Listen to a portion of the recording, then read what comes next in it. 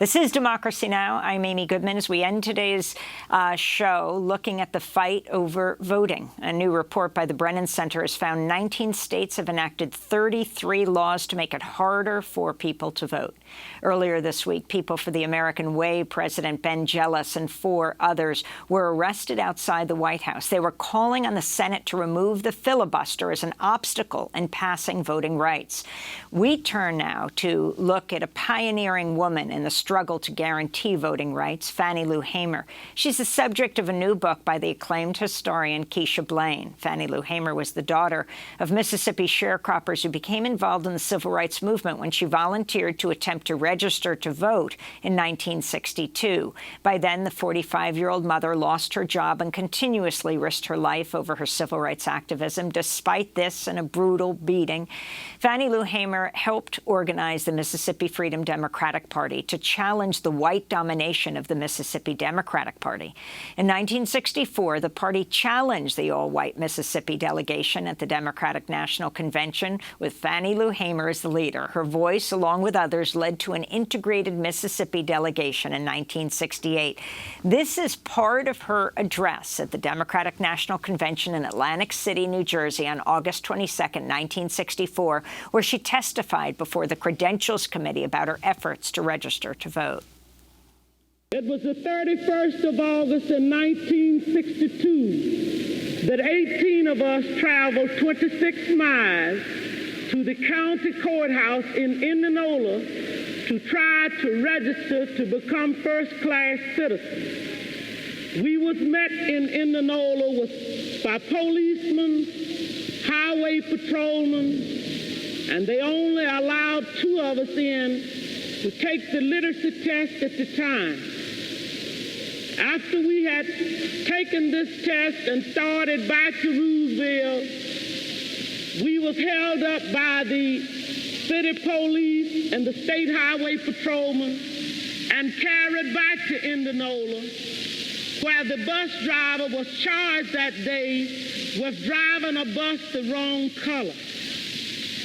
After we paid the fine among us, we continued on to Roosevelt, and Reverend Jeff Sonny carried me 4 miles in the rural area where I had worked as a timekeeper and sharecropper for 18 years. I was met there by my children that told me the plantation owner was angry because I had gone down, tried to register.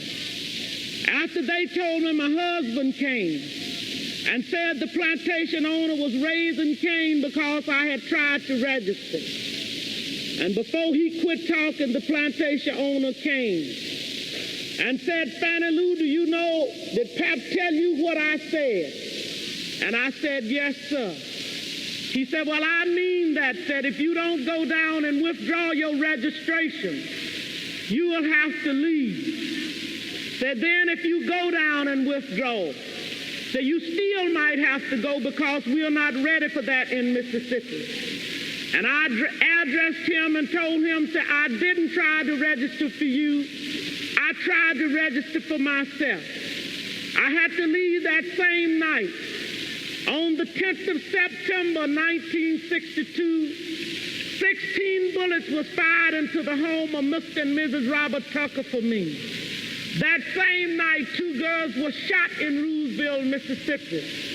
Also, Mr. Joe McDonald's house was shot in. If the Freedom Democratic Party is not seated now, I question America. Is this America, the land of the free and the home of the brave, where we have to sleep with our telephones off of the hook because our lives be threatened daily, because we want to live as decent human beings in America?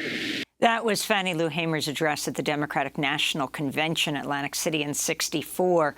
For more, we're joined by Keisha Blain, award-winning historian and author of the new book, Until I Am Free, Fannie Lou Hamer's Enduring Message to America.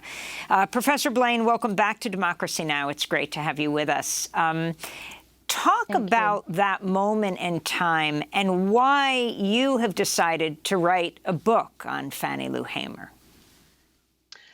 Well, this particular moment, I think, is the most well-known moment in Hamer's life. I think anyone who knows anything about Fannie Lou Hamer know her in the context of the 1964 Democratic National Convention. And as everyone has already heard, she spoke so passionately about Black voting rights, shared her painful experiences organizing in Mississippi. And I think for me, certainly over the last couple of months, and I would say over the last couple of years, I've been thinking deeply about Fannie Lou Hamer, certainly her fight for voting rights, but more so thinking about her political strategies, thinking about her ideas and how they might be applicable to addressing a number of social problems, which, of course, we are still dealing with, including voter suppression. So I wanted to write a book that would help connect the dots and be a useful educational tool for many. So talk about the trajectory of Fannie Lou Hamer's life. Well, one of the things that I explain in the book is that she came to the civil rights movement fairly late in life. She joined the movement in August 1962 at the age of 44. But one of the things that I think also is important in thinking about how her activism developed is a painful experience that she endured a year before she joined the civil rights movement. And that is in 1961. She was the victim of a forced sterilization. And of course, that is fitting in light of our conversation already about Henrietta Lacks.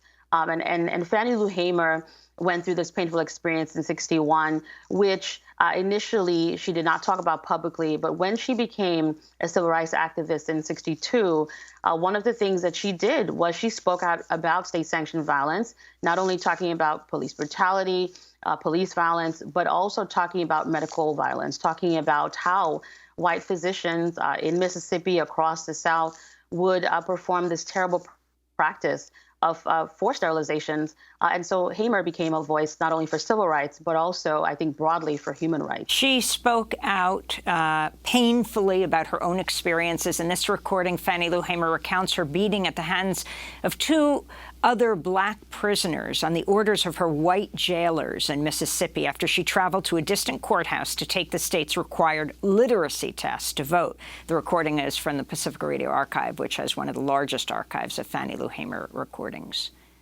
And 3 white men came to my cell, and one of them was a state highway patrolman because he was wearing a little silver plate across his pocket that said John L. Bassinger.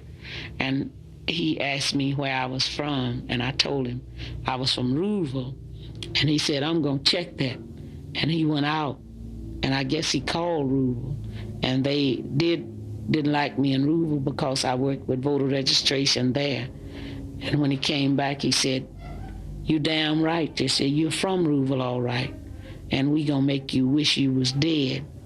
And they led me out of that cell into another cell. And he gave a Negro prisoner a blackjack, and he ordered me to lay down on a bunk bed. And a Negro prisoner said, do you want me to beat her with this, sir? And he said, you're damn right, because if you don't, you know what I'll do for you. And I laid down on the bunk like he ordered me to do. And the first Negro beat me. He beat me until he was exhausted. And after he beat, the state highway patrolman ordered the second Negro to take the blackjack.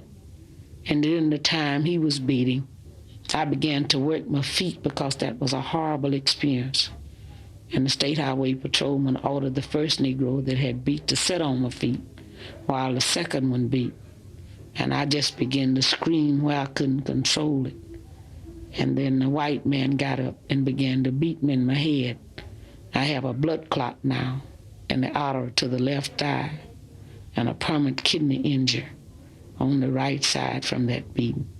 These are the things that we go through in the state of Mississippi, just trying to be treated like a human being. Just trying to be treated like a human being. Those are the words of Fannie Lou Hamer, preserved by the Pacific Radio Archive. It is utterly painful decades later to hear this description, but also the vibrancy of Fannie Lou Hamer. What is most misunderstood about her, Professor Blaine? Well, I think so many people who know about Fannie Lou Hamer we'll know her in the context of the American Civil Rights Movement. Of course, we're talking about the key role she played in expanding Black political rights. But I think in the process of writing the book, one of the things that really stayed with me is how much we have to think about Hamer and talk about her as a human rights activist. And this is something that she said. She said that, yes, she was certainly fighting for civil rights, but she was fighting for human rights broadly. And Hamer connected the struggle of Black people in the United States with the struggle for liberation across the globe. And this was something that I think, I certainly hope in reading the book that people will come to appreciate, to think about her internationalist perspective. That I think is so vital in understanding her legacy. Black women have been so central to so many human rights struggles around the world, anti-colonial, Black freedom, human rights, but aren't seen as being that central. Talk about the centrality of Black women like Fannie Lou Hamer when it comes to pushing for democracy here and around the world.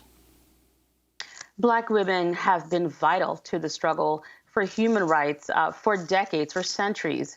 And as you point out, I think so many times when we tell these narratives, mainstream narratives, tend to focus on the political, work of men. So we still have these male-dominated narratives. We also have these masculinist narratives, ones that do not pay attention to the way that Black women not only led, but really strategized. They were activists as well as thinkers. They were producers of knowledge. And I think Fannie Lou Hamer's story is an important reminder of the centrality of Black women in shaping political movements, even when they are marginalized, in the broader narratives. Their work certainly remain vital. And to this very day, we're talking about Hamer. She has left a remarkable legacy.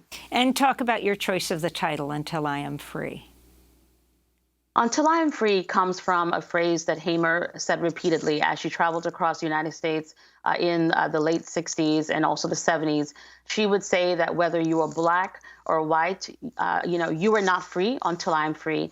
And this is a message that I think we have to remember today. All of us, despite our differences, regardless of our racial background, regardless of our ethnicity, regardless of our sexuality, our socioeconomic status, we are all members of this American polity. And I think Hamer's phrase was an important reminder that because we are all connected, we have to work together to ensure that we build, this nation to become an inclusive democracy that we certainly said it should be according to the values stated in the Constitution. I want to thank you so much for being with us. Keisha Blain, author of Until I Am Free, Fannie Lou Hamer's Enduring Message to America. Professor Blaine teaches history at the University of Pittsburgh. That does it for our show. Democracy Now! Is currently accepting applications for 2 full-time positions, a Director of Finance and Administration and a Human Resources Manager. You can learn more and apply at democracynow.org. Democracy Now! Is produced with Renee Feltz, Mike Burke, Dina Guzder, Messiah Rhodes, Nermeen Sheikh, Maria Terracena, Tammy Warren, Tarina Nadura, Sam Alcoff, Tamari Astudio, John Hamilton, Robbie Karen, Hani Massoud, and Adriano Contreras. Our General Manager is Julie Crosby. Special thanks to Becca Staley, Marion Barnard, Paul Powell, Mike DeFilippo, Miguel Noguera, Dennis Moynihan, Hugh Grant. I'm Amy Goodman. Thanks for joining us.